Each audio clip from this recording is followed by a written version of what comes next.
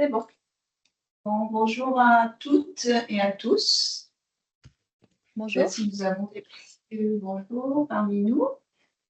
Donc, nous avons le plaisir aujourd'hui d'accueillir Véronique Schwartz, qui est directrice du CIST. Donc, le CIST, je pense que vous y êtes tous inscrits. Si vous n'y êtes pas, il faudra penser à le faire. Donc, qui va nous parler aujourd'hui de la santé mentale du dirigeant. Alors, c'est quelque chose qui... C'est un thème qui nous tient à cœur. On avait fait un afterwork déjà sur le thème de la santé mentale, pas forcément du dirigeant, mais c'était sur le thème de la santé mentale avec l'association Imagine, pardon, avec Barbara Fauveau. Et aujourd'hui, on a été quand même très sollicité pour qu'il y ait une suite à cela et que ce soit un petit peu approfondi. Apparemment, il y a quand même une grosse demande sous-jacente de la part des entrepreneurs. Bon, moi, je peux dire des entrepreneurs parce que ce jour-là, à l'afterwork, c'était essentiellement des femmes qui étaient là. En tout cas, mais je pense que c'est une demande en réalité, pour en parler en off, à l'extérieur, c'est une demande de beaucoup de dirigeants qui sont confrontés à quand même beaucoup de stress et de charges mentales qu'ils ont du mal parfois à assumer. C'est toujours, je répète la même chose, mais le dirigeant est quand même quelqu'un d'assez seul, souvent, face à ses décisions et face, au final, face à sa charge mentale. Sauf que, contrairement aux salariés, les dirigeants n'en parlent pas. Ils n'en parlent pas parce que pour eux, c'est peut-être un sentiment d'échec, c'est peut-être un manque de partage. Ils pensent peut-être qu'ils sont seuls dans ces cas-là. Et puis aussi parce que c'est vrai qu'il n'y avait pas beaucoup de dispositifs et de structures pour accompagner les dirigeants. Et j'ai découvert depuis pas plus longtemps, en fait, j'ai découvert depuis l'année dernière qu'il y avait de plus en plus d'outils, de dispositifs pour accompagner les dirigeants face à ces problèmes de charge mentale qu'ils ont à assumer. Et donc, je pense que c'est important de les connaître. Et le CIST a mis en place une nouvelle plateforme. Je ne vais pas vous en dire plus parce que Madame Schwartz va le faire très, très bien. Ça s'appelle Amarok. Et ça, c'est quand même une innovation de la part du CIST qui pour la plupart d'entre nous, accompagne accompagne en tout cas les salariés et accompagner les salariés et pas forcément les dirigeants. Voilà, donc je laisse la parole à Véronique Schwartz. Bienvenue. Merci. Et puis merci beaucoup pour la présentation. Bonjour à tous, je vous remercie de m'avoir convié à cette présentation sur la santé mentale du dirigeant. Alors, quelques mots juste avant de commencer. Donc, le CIST, c'est une équipe composée de 17 médecins du travail, répartis aussi bien sur notre siège qui est situé à Bemao, Basse-Terre, Petit Canal, Sainte-Anne. Nous avons également un centre sur Marie-Galante, Saint-Martin et également nous intervenons sur Saint-Barthélemy. Donc, notre équipe est également composée de 8 infirmiers qui sont tous diplômés en santé au travail, de 25 secrétaires médicales, dont 16 ont été formés en assistantes techniques en santé au travail. Donc, vous avez quand même toute une équipe médicale qui peut vous accompagner sur différentes thématiques. Donc, notre première mission, c'est vrai que notre cœur de métier, ce sont les visites médicales. Mais nous avons également beaucoup d'actions en milieu du travail qui sont malheureusement très mal connues.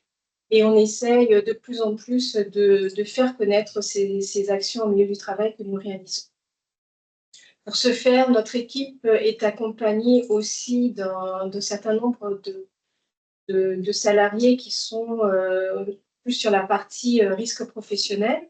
Donc, nous avons une ingénieure toxicologue. Donc, je précise parce qu'assez souvent, on confond toxicologue et addictologue. Donc, toxicologue, elle intervient sur la partie risque chimique. Elle peut donc accompagner les entreprises, notamment pour tout ce qui est FDS, donc les fiches de données sécurité par rapport aux risques chimiques, vous accompagner pour réduire le risque chimique en entreprise, voire l'enrayer. Nous avons également une ergonome métrologue, donc elle est en capacité de vous accompagner pour tout ce qui est aménagement de poste, tout ce qui est métrologie au poste de travail sur écran, donc pour faire des études sur la luminosité, sur le bruit. Nous avons également un logiciel, un petit appareil que nous avons acquis il y a très peu de temps qui s'appelle Live, qui permet de travailler plus sur la partie troubles musculo-squelettiques. Nous avons également une technicienne sécurité pour tout ce qui est document unique, donc qui réalise régulièrement, en tout cas invite les adhérents à participer à des ateliers d'information et de sensibilisation sur le document unique.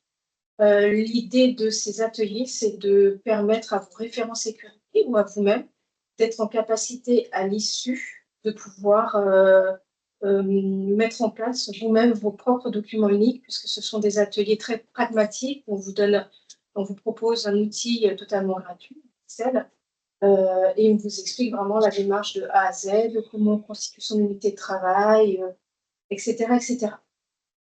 Et puis, nous avons également une psychologue sociale, une psychologue du travail, pardon, et une assistante sociale.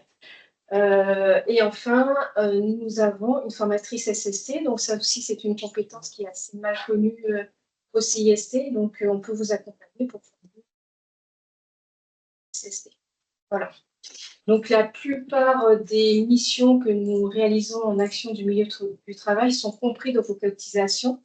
Il n'y a que quelques rares cas où c'est dans une offre complémentaire. Et dans ces cas-là, de quelle manière, en tant qu'adhérent, vous avez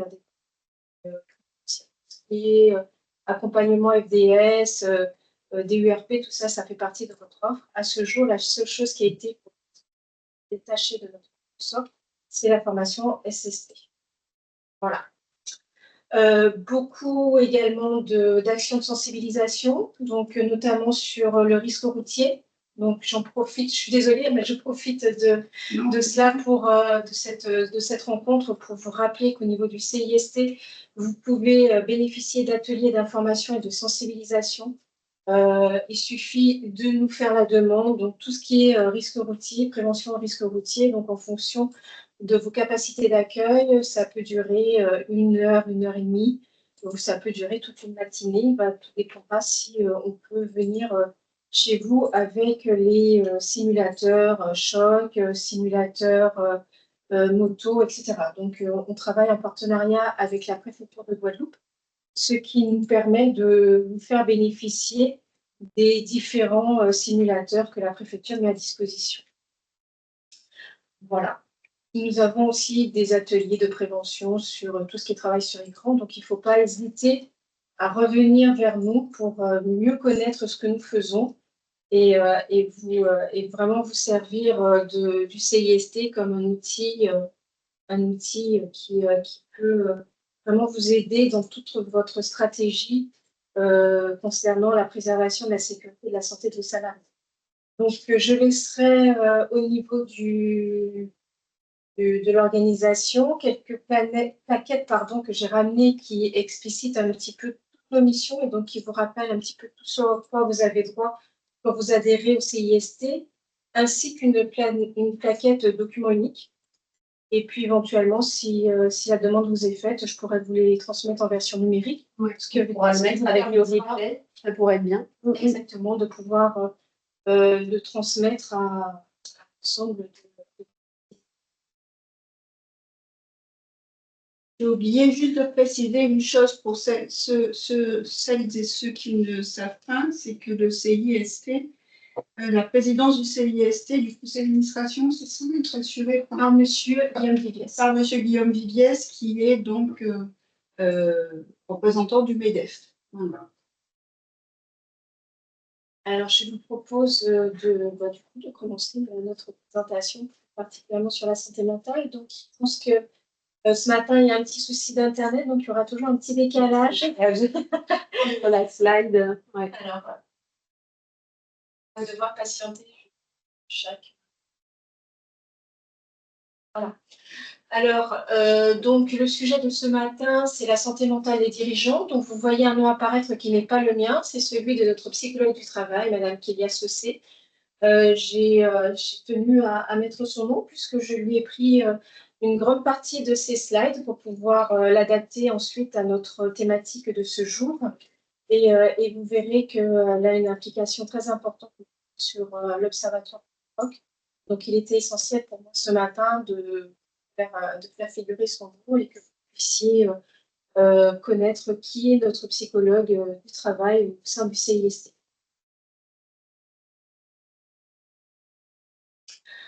Alors, avant de rentrer complètement dans le sujet, il me paraissait important de pouvoir avoir une définition très claire, qu'on puisse se la partager entre nous sur ce que c'est que la santé mentale. Je pense que ça permet aussi quelque part de se déculpabiliser parce que malheureusement, souvent, on a tendance à croire que santé mentale égale trouble mentaux. Et c'est deux notions qui sont totalement différenciées. Donc, selon l'OMS, la santé mentale, c'est d'abord, on s'occupe plutôt de l'état de bien-être psychologique de l'individu. Et donc, on s'intéresse à sa capacité à gérer son stress au quotidien, pour sa capacité à se réaliser pleinement et à travailler de manière productive afin de contribuer à la société. Donc ça, c'est la définition de l'OMS. Et donc, la santé mentale, il faut non pas la limiter à la présence de troubles mentaux ou à l'absence de troubles mentaux, mais bien comprendre que la santé mentale s'intéresse avant tout à des dimensions telles que le bien-être émotionnel, la psychologie et le social. Donc, il faut que ça soit clair pour tout le monde. Quand on parle de santé mentale, on ne parle pas de troubles mentaux, mais on parle de bien-être psychologique. Généralement, la santé mentale est influencée par différents facteurs. Vous pouvez changer si vous le souhaitez, notamment les conditions de vie. Nous avons tous des conditions de vie différentes, ne serait-ce que par rapport à notre cadre de vie. Certains vivent dans des appartements, d'autres dans des résidences. Certains, malheureusement, vivent dans des quartiers insalubres. D'autres, par contre, vivent dans des conditions de vie un peu plus luxueuses. Et donc, toutes ces conditions de vie, déjà, à la base, notre lieu de vie, va influencer notre état psychologique. Nos habitudes de vie. Est-ce que l'on fait du sport? Quelle est nos habitudes de vie au niveau alimentaire? Donc, tout ça va conditionner notre état psychologique. Quelles sont nos relations interpersonnelles? Donc, on sait très bien aujourd'hui que notre soutien social, donc quelles sont les personnes qui nous entourent au quotidien pour nous aider dans la gestion de notre stress, quand on a un événement, que ce soit dans la vie personnelle ou dans la vie professionnelle, quel est nos soutiens? Donc, certains sont très bien entourés, d'autres sont moins bien entourés. Et donc, tout ça va influencer notre bien-être psychologique et donc notre capacité également à gérer notre quotidien. Les conflits éventuels relationnels, on peut, dans notre vie, que ce soit professionnelle ou personnelle, rencontrer des situations conflictuelles. Donc, tout ça va conditionner notre état de bien-être psychologique. Notre environnement également socio-économique, donc quelles sont nos conditions économiques, quel est notre accès aux soins. Tout le monde n'a pas la chance d'avoir le même accès aux soins. Et donc, tous ces aspects de vie, que ce soit notre cadre de travail, que ce soit le réseau familial ou le réseau professionnel ou nos conditions économiques, vont influencer fortement notre bien-être et psychologie. Et ce sont plutôt ces facteurs qui influencent notre santé. Et je le répète, ce ne sont pas les troubles mentaux, donc c'est vraiment important de le dissocier. Et je vous ai mis un petit exemple qui va, je pense, parler un petit peu à toutes. Ce matin, on parle souvent du trouble de déficit de l'attention. Je pense que vous en avez tous entendu parler. Je l'ai pris volontairement parce que c'est vraiment un trouble dont on parle régulièrement dans les journaux. Et donc, c'est un trouble mental, mais qui qui n'aura pas forcément toujours une influence négative sur sur la santé mentale. Tout va dépendre quelles sont les capacités d'adaptation qu'aura trouvé cette personne qui souffre de troubles pour gérer, en fait, comment dirais-je, gérer au quotidien ce trouble de l'attention. Et donc, vous allez avoir des personnes qui souffrent de ce trouble de déficit de l'attention et qui le vivent très mal et qui peuvent même parfois être dépressifs. Et donc, ça, c'est la santé mentale. Et vous avez des personnes qui souffrent de ce trouble de déficit, mais qui ont réussi à développer des stratégies, qui ont un réseau, un soutien familial important, un réseau social important qui leur permet de s'insérer complètement et totalement dans la société, de pouvoir avoir une vie professionnelle tout à fait accomplie. Et donc, ils ne souffrent pas d'une détérioration de leur santé mentale. Est-ce que pour tout le monde, cette différenciation est claire et que l'on soit certain de parler du même sujet?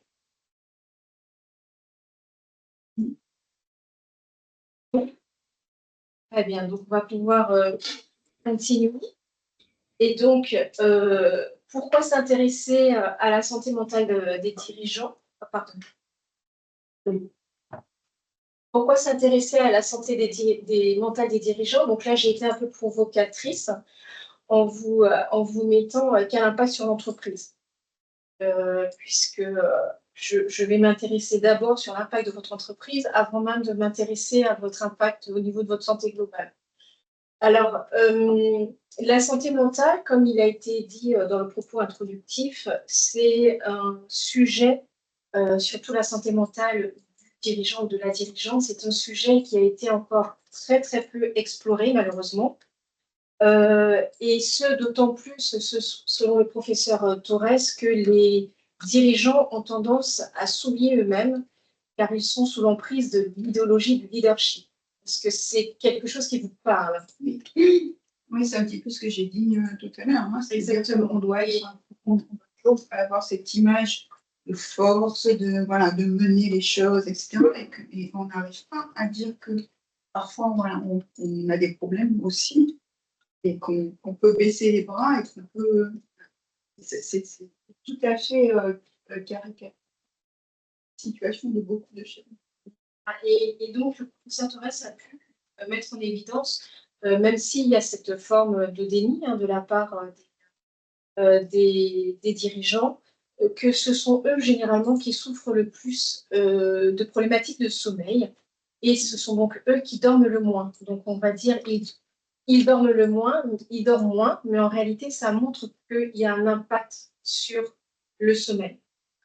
Et donc, ce n'est pas négligeable, puisqu'on sait aujourd'hui que pas assez de sommeil, ça va avoir un sur votre humeur, sur votre irritabilité. Et donc, s'intéresser à la santé mentale des dirigeants, c'est s'intéresser également à l'entreprise. Et donc, la santé mentale du dirigeant aura un impact direct sur la performance globale de l'entreprise. La santé mentale du dirigeant aura un impact important sur les prises de décision stratégiques.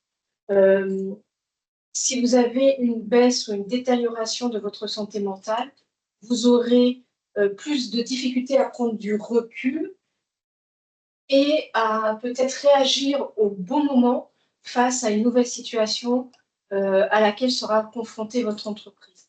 Et donc, vous pouvez passer à côté et ne pas être en capacité de prendre suffisamment de recul et de prendre la meilleure décision stratégique pour votre entreprise, ce qui aura forcément également un impact direct sur la performance de votre entreprise. Et après, c'est un peu le système du chat qui se mord la queue, c'est que si vous voyez la performance globale de votre entreprise diminuer, eh bien, vous risquez d'avoir justement une détérioration de plus en plus rapide de votre santé mentale et ça va avoir des conséquences sur vos prises de décision.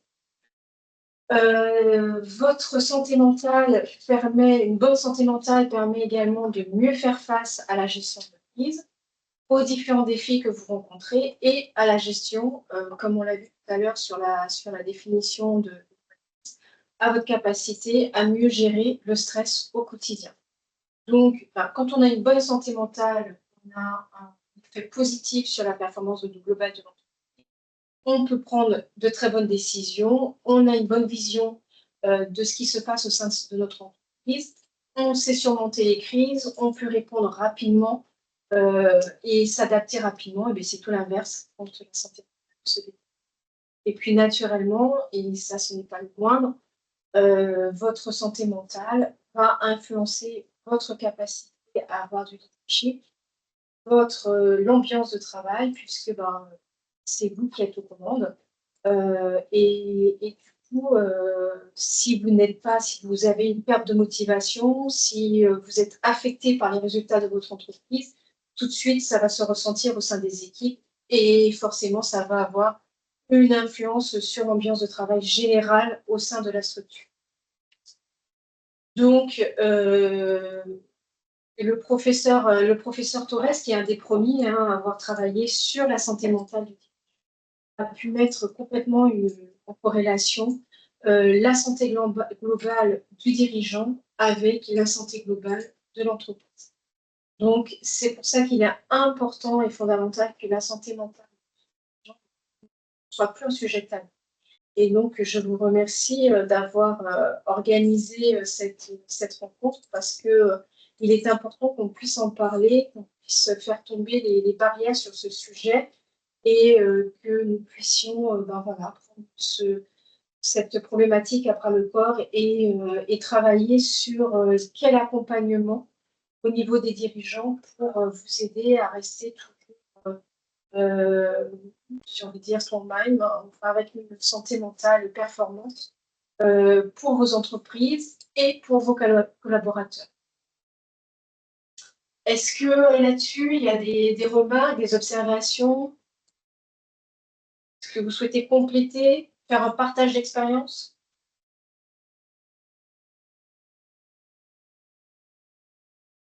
Est-ce que certaines d'entre vous se sentent concernées par ça? Est-ce que certains d'entre vous ont le sentiment de vivre ça? Moi, personnellement, ça colle tout à fait à ma situation en entreprise. Ça n'a pas tout le temps été comme ça, mais il y a des moments où c'est comme ça. Actuellement, c'est vrai que c'est comme ça. Et on perd, effectivement, quand on a des soucis, on dort moins. Quand on dort moins, ben, on est moins capable déjà d'avoir une vision claire des choses. On est plus irritable. On ne prend pas les bonnes décisions. Des fois, moi, il m'est même arrivé de pas pouvoir prendre de décision du tout, d'être tellement, de plus arriver à pouvoir me concentrer sur quoi que ce soit. Et du coup, c'est vrai que c'est le chat qui se mord la queue, parce que plus c'est comme ça, moins on avance et plus la situation de l'entreprise se détériore, et plus ça se détériore et plus notre charge mentale est impactée, et notre morale aussi, et ça impacte aussi les équipes. Et pourtant, il faut arriver le matin, on ne peut pas arriver le matin avec une mine déconfite parce que ça démotive tout le monde. Donc, il faut toujours essayer de faire semblant. Et du coup, on se retrouve quand même très seul face à ça. Alors, après, c'est vrai que, comme l'a dit Véronique, l'environnement personnel, familial, le soutien qu'on peut avoir est très, très important. Mais parfois, on n'ose pas non plus en parler dans nos milieux sociaux. Moi, je voudrais savoir si certaines d'entre vous se sont déjà confrontées à cette situation-là.